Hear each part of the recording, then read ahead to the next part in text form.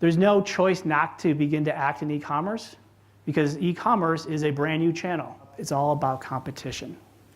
Retailers, just like you, remember what happened in the 90s when Walmart came in the early 2000s when Target came in, when Drug came in, when Club came in, when Dollar came in. They've read this book, they know what's happening next. What matters is that 77% of all retail sales will be influenced from the online.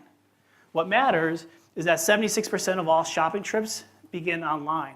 And what matters is that 71% of all product searches now happen on e-retail sites. A perishable, which is why you are all here, is very different.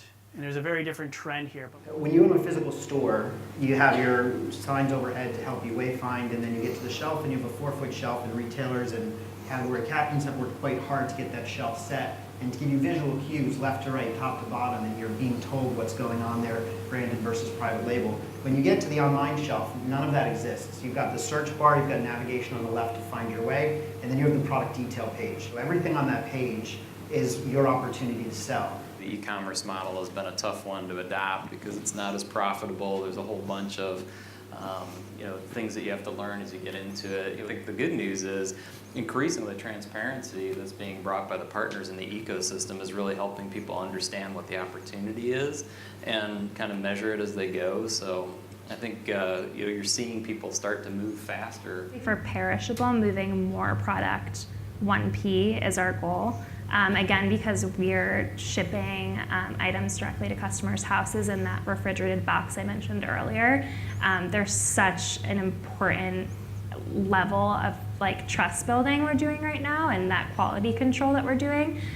So actually, many times when I find a third party selling something like cheese on the site, I'll kill it. It'll potentially even hurt the experience that customers are having with our fresh business. So you can see on Jet, it'll say 2-day delivery. The tipping point that we're seeing is the proliferation of click and collect and buy online, pick up in store, but it's really the click and collect piece where we're seeing just little bits of experimentation over the last few years, and then the last year it's really started to explode. We have hundreds of Walmart locations now, Target, Walgreens, CVS, all the grocery players, they're all experimenting with it.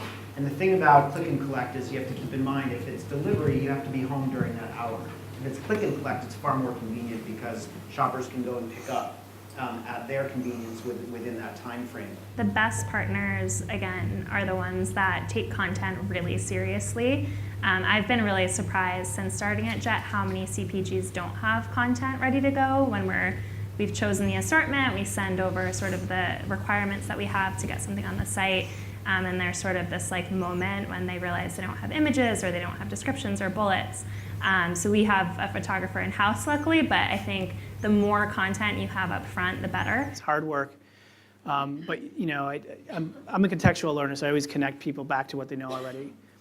What we have seen people do effectively is to create a unique offering for Amazon. And then there's different tactics that you can do to make sure that item is winning the buy box, and it is your leader for your brand online.